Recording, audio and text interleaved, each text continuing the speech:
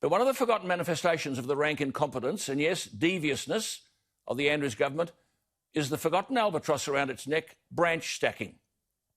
Before I get to that, I'm sure you are with me when I think of how millions of good people woke up this morning. They're hard-working, ambitious. They chance their arm. They're risk-takers, good family people. They believe in their responsibility to others, including their nation. And as a result of nothing they've done, they wake up to the only certainty they know, another lecture from a politician. The man of the house is most probably more silent than the woman. I always find in these situations the women are tougher. Dad won't say much, but he went to bed with a mortgage under his pillow. He wakes up, there is no business, no job to service the mortgage or even to pay the bills. And he's not sure what he can tell his kids.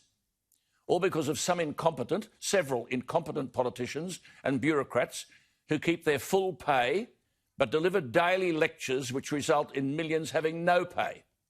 As I said last night, it's sickening stuff. Population 25 million, 43 people in intensive care.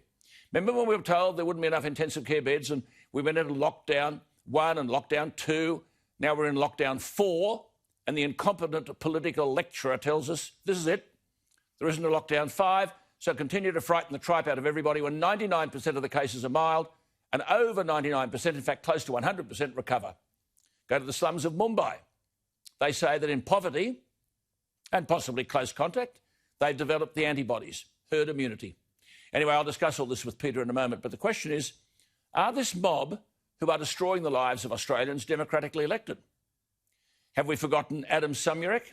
Remember, he was exposed as having basically stacked 2/3 of the Victorian Labor Party. That's about 16,000 members. Democracy corrupted. How many of these people putting Australians and Victorians into poverty are the beneficiaries of this corruption? Let's move sideways for a moment. There's talk of a federal cabinet reshuffle. And the name that keeps coming forward in New South Wales is the Prime Minister's numbers man, Alex Hawke. Well, Victoria don't have this on their own. The Liberal Party of New South Wales last month appointed a former ICAC executive to investigate the claims that the minutes of a local branch meeting in the electorate of Alex Hawke were doctored to secure Hawke's pre-selection. That's the claim. A Liberal Party spokesman said this afternoon the conflicting versions of events are still being investigated.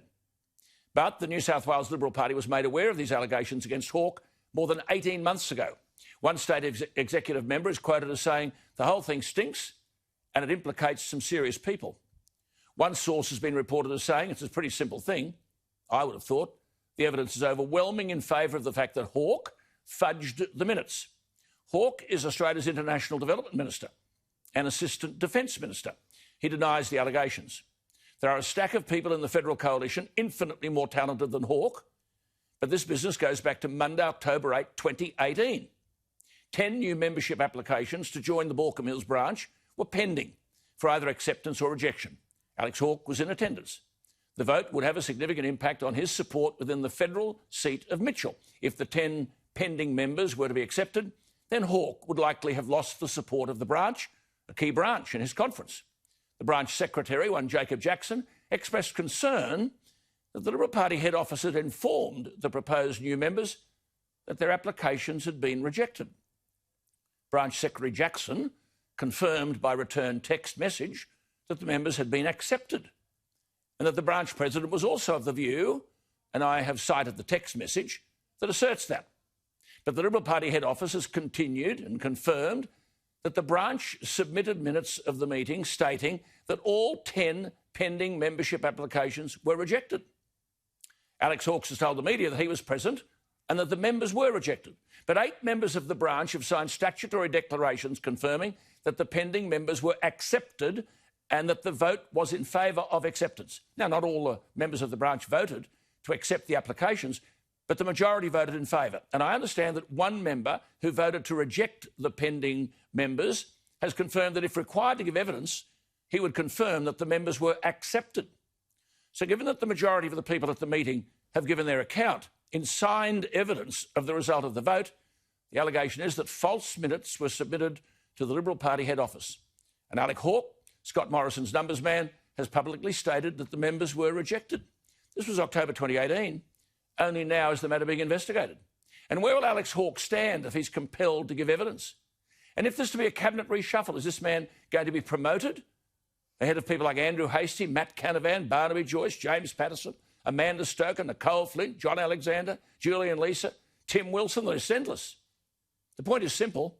There's a stench around the Andrews Labor Party in Victoria, and it's on public display every day. But there is an equally acrid odour around large sections of the Liberal Party in New South Wales.